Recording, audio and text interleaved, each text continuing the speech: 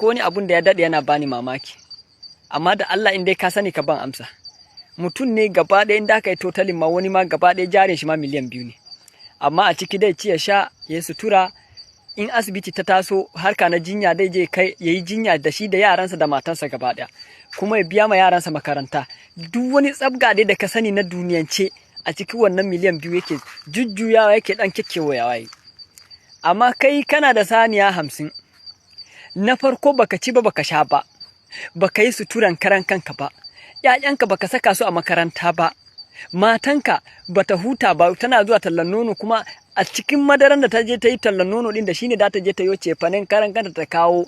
Kai dai da ka yi kokari ka sayi buhun masara da dawa, in kai kokari a wata ɗaya ka sayo mudu shinkafa 5. Amma cefane ita ce da ta yi.